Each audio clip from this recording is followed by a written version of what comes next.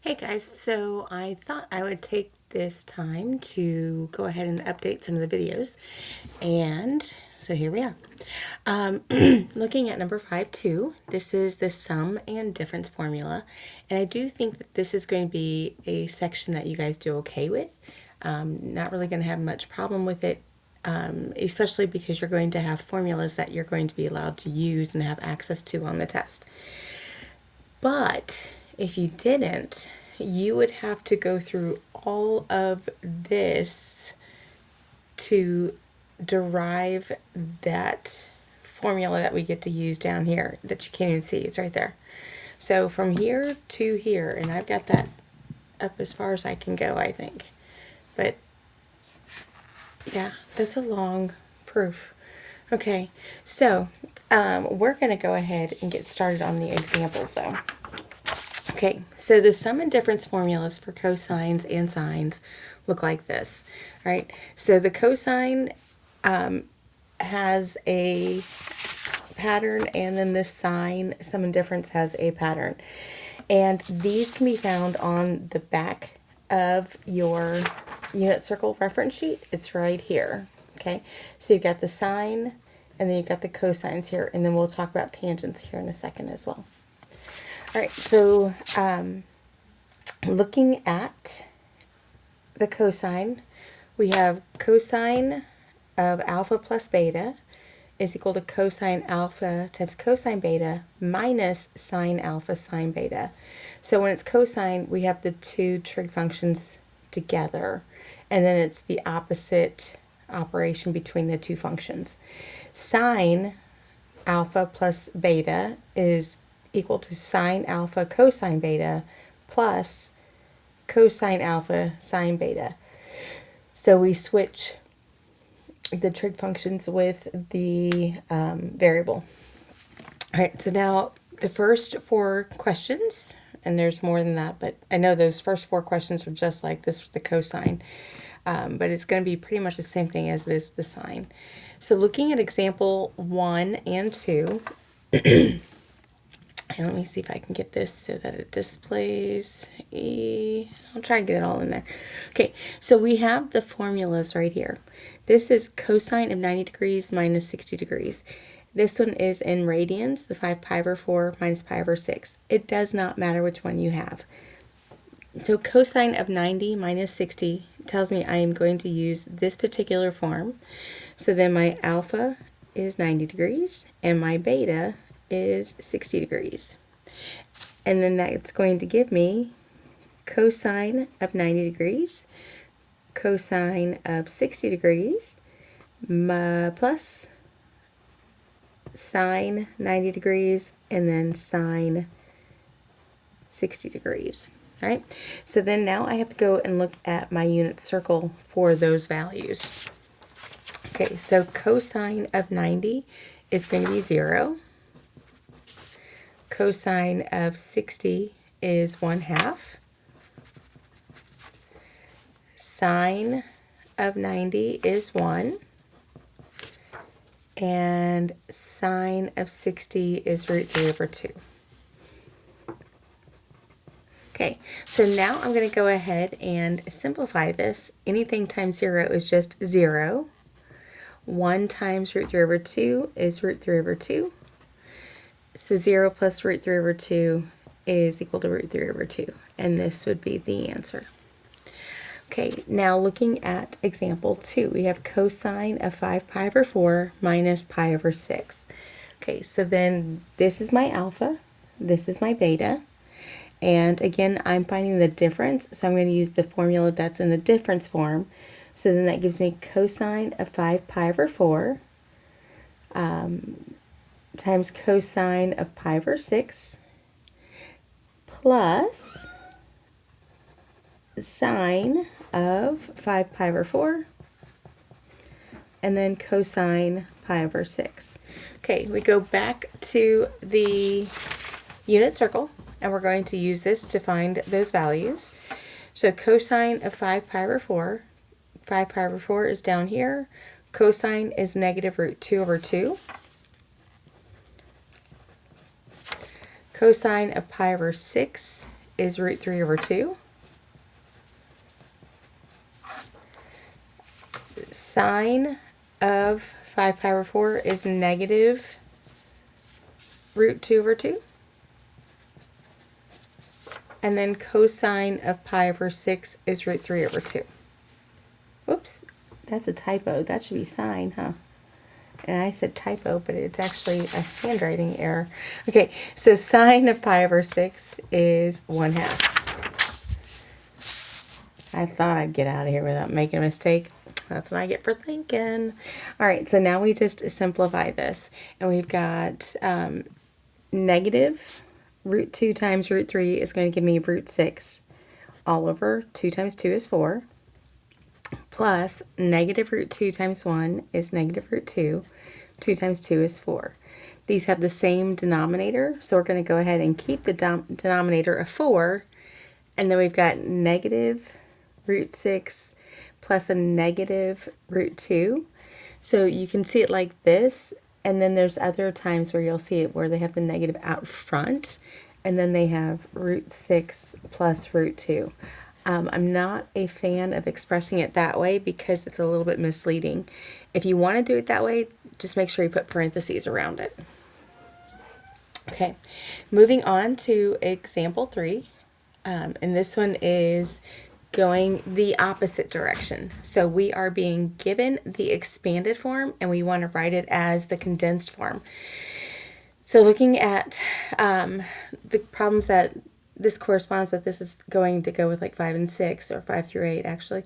Identify alpha and beta in the expression. So in this case, alpha is 97 degrees. Beta is going to be 37 degrees. Write the expression as the cosine of an angle. So cosine, cosine, sine, sine, cosine, cosine, sine, sine. We are adding here, so that means that we are going to be using the difference formula. So then that is going to be cosine of 97 minus 37. Right? So that's part A. Part B. Now C says to find the exact value of the expression. So then this would be cosine of 60 degrees. And if you go to your unit circle, cosine of 60 degrees is just 1/2. So there we go. Okay, not too shabby. All right, now looking at example 4. Example 4 is going to correspond with the problems 13 through 24. This is a mixture of everything, but at the same time, let's take a look at this one, sine of 75. So these are given to you as addition or subtraction. Well, this one is given to you as a single term. Now you can express it as sum or difference, and we can do this one of two ways. So I know that 75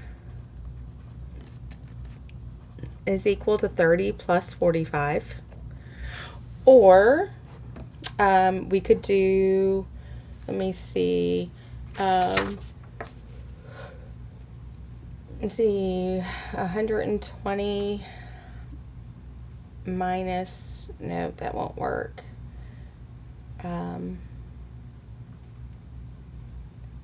Or will it? 120 minus 45?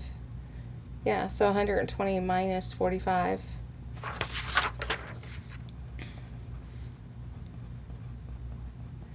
Okay, so you can do it in one of two different ways. This one I think personally is easier. Obviously, that came off the top of my head, but you could do it with the subtraction as well, because 120 minus 45 is going to give you the 75 degrees. Sorry. Okay. But now back to these, because these are going to be the tangent ones. Tangent has a different formula than these, okay? So it looks a little bit different. It's using tangents. So we got tangent of 5 pi over 6 minus 7 pi over 4. So the alpha is 5 pi over 6, beta is 7 pi over 4. I am using the difference, so I'm going to use this one here. So then that's tangent of 5 pi over 6 minus 7 pi over 4 equal to tangent of 5 pi over 6 minus tangent of 7 pi over 4 all over 1 plus tangent 5 pi over 6 and then tangent 7 pi over 4. All right, now I just have to replace these with values using the unit circle.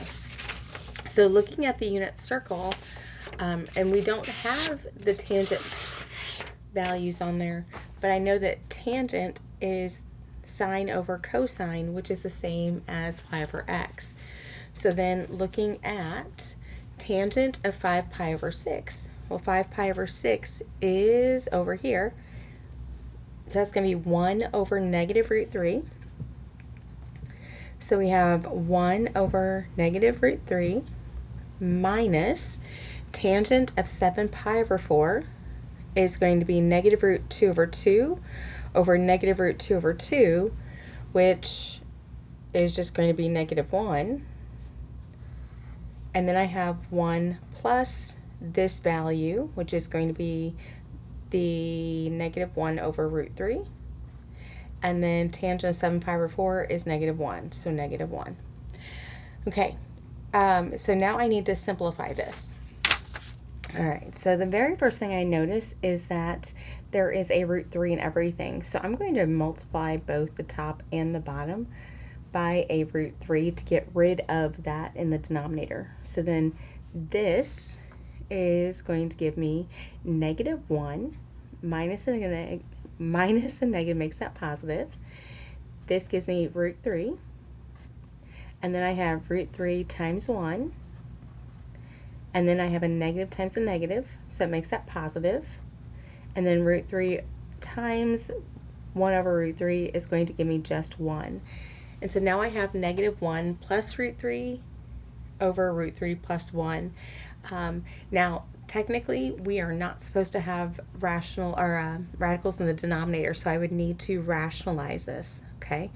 And I am going to do that on this sheet of paper. So I have root 3 plus 1 in the denominator, negative 1 plus root 3 in the numerator. All right, so this is the same as 1 plus root 3. So I'm going to multiply it by its conjugate, which is going to be 1 minus root 3. And what I do to the bottom, I also need to do to the top. So I've got negative 1 times 1 is negative 1. Negative 1 times negative root 3 is going to give me positive root 3. Root 3 times 1 is going to give me positive root 3. And then root 3 times a negative root 3 is going to give me negative square root of 9, or just negative 3. In the denominator, I have root 3 times 1, root 3 times negative root 3, so negative 3, 1 times 1, and then 1 times negative root 3. All right, so then these root 3's cancel out in the denominator, and I have negative 1, negative 3, so that's going to be negative 4. Root 3 and root 3 is 2 root 3. And then negative 3 plus 1 is negative 2. These all have a common denominator of 2, so then that's going to give me a negative 2, a positive 2 minus a root 3, and then this would be the final answer. So yes, this is the correct answer, but this is not rationalized, so it's not in its simplest form, so this is not the full credit answer. This would be your full credit answer. Okay, last one that we are looking at is example 5, and this one is another one where we're going backwards, but now if you look at this one, we have sine, cosine, so that is going to be a sine sum or difference. Now looking at the operator, it's addition, so I'm looking at the sine, and the one that has addition goes with the sum, or the sum. So alpha in this case is 10 degrees, beta is 20 degrees, and this is the expanded version of this one. So then this becomes sine of 10 plus 20 degrees, which is going to be sine of 30 degrees. Then using the unit circle, sine of 30 degrees is just root 3 over 2. And then that would be your final answer. Okay, so sum and difference is not hard, but you are going to be using your unit circle a lot, and you are going to be using this particular identity box a lot for each of them. So hopefully you have that there. You have it somewhere handily, readily available. And if you have any questions, just let me know.